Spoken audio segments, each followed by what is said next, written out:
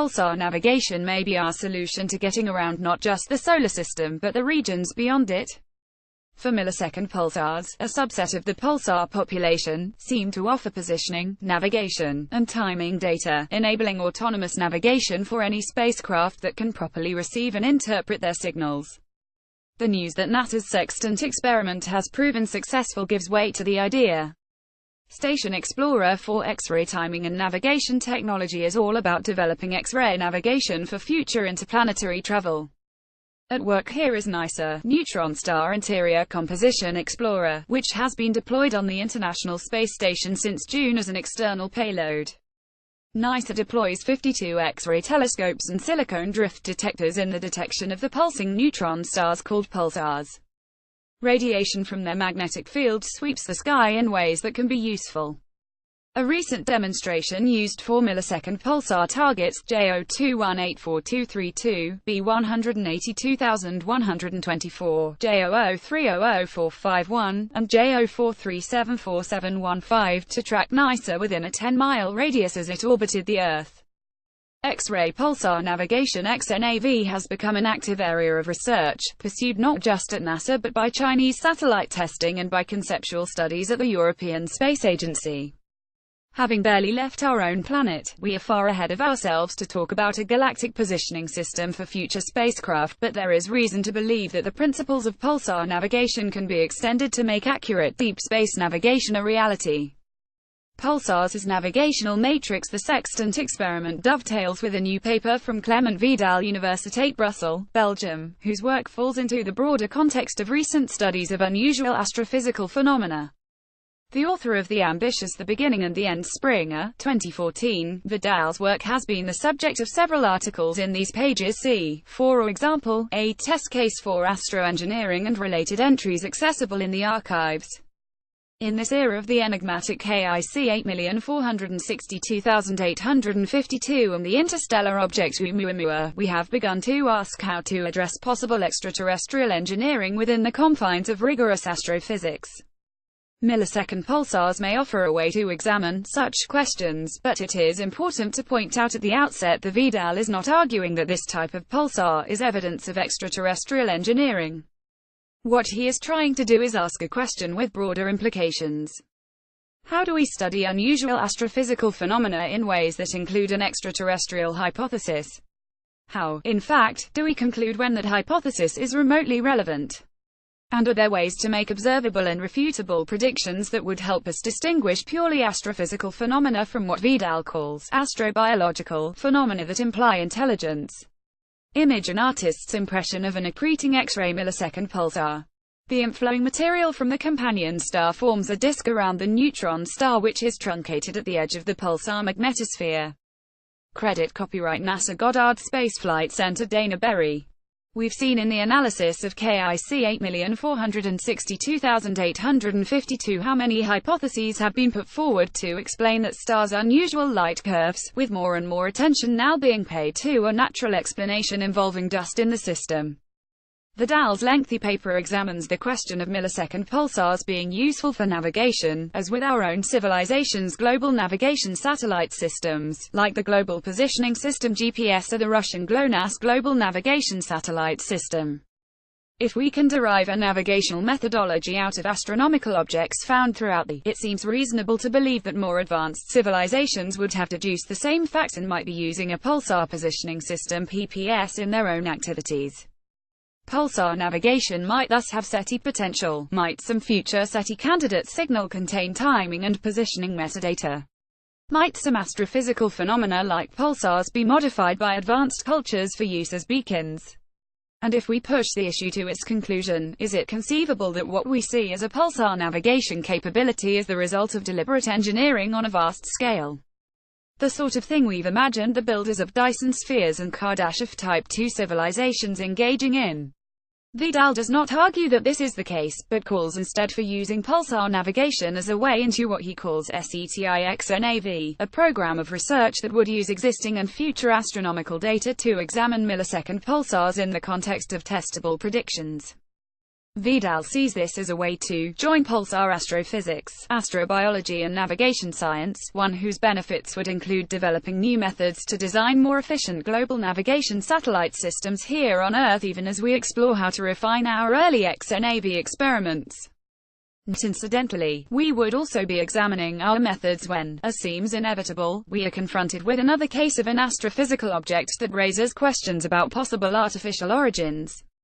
Implications of galactic navigation. An ETI hypothesis has played around the idea of pulsars from the beginning, with a brief interest in extraterrestrial technologies leading to the objects being nicknamed LGM stars, for little green men. But as Vidal explains, models explaining pulsar behavior are available that invoke nothing but natural processes. It's fascinating to see that Italian astrophysicist Franco Pacini predicted pulsars based on his studies of neutron stars some months before their discovery was announced by Jocelyn Bell and Anthony Hewish in 1967. Vidal goes on to say Pacini's and Thomas Gould's models were the very first modeling attempts. Pulsar astronomy has immensely progressed since then, and pulsars display a phenomenology that requires much more advanced models. See the section Pulsar behavior. There is no single unified pulsar model that can explain all the variety of observations. Nobody predicted that our galaxy would host some pulsars with pulsations rivaling atomic clocks in stability, or that their distribution would make them useful for an out-of-the-spiral galactic navigation system. It's a system we've begun to explore because of the need for autonomous navigation, in which a spacecraft is capable of navigating without recourse to resources on Earth or in nearby space. Homing in on millisecond pulsars, MSPs, as a unique subset of the broader population of pulsars, Vidal asks what observable predictions we might make that could help us distinguish natural phenomena from artificial. Galactic distribution turns out to be one such marker. The distribution of MSPs is isotropic, while normal pulsars appear to be concentrated in the galactic plane. Because they are formed in binary systems, this distribution of MSPs causes us to ask why there would be more binary star systems outside the galactic disk than in it. Image figure 7 from the Vidal paper. Caption: the distribution of MSPs in galactic coordinates, excluding those in globular clusters. Binary MSPs are shown by open circles. From Line Graham Smith 2012, 116.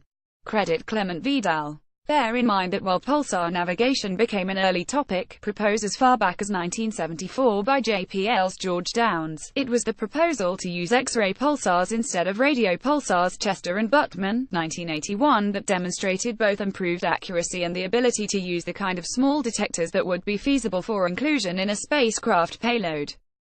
The discovery of X-ray millisecond pulsars shortly thereafter illustrated the difference between normal pulsars and MSPs. For more on this, see Duncan Lorimer's Binary and Millisecond Pulsars, Living Reviews in Relativity, December 2008, 118. Abstract here. Although there is much to say about this issue, for now, keep in mind the key difference noted above. MSPs accrete matter from a companion. They are generally found in binary systems. Now we enter the realm of prediction. If there is a case to be made for MSPs as evidence of engineering, we would expect them to be distributed in ways that would appear non-random.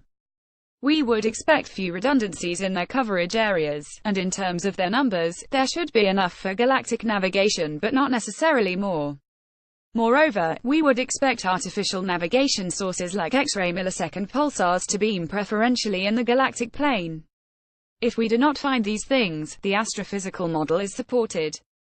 What emerges in this paper is a series of such predictions that can be used to examine our growing data about pulsars, and in particular MSP, behavior.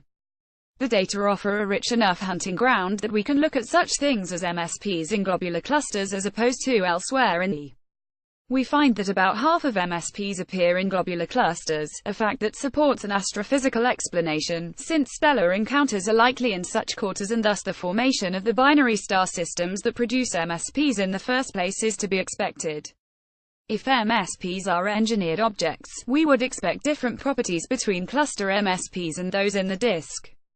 We should examine such questions as beaming direction, which an astrophysical explanation would find to be random.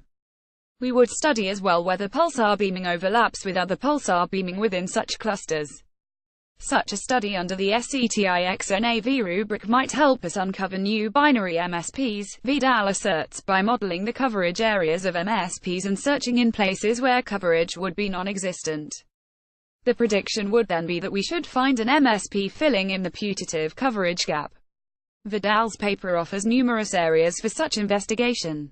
SETIXNAV, he writes, draws on pulsar astronomy, as well as navigation and positioning science to make SETI predictions.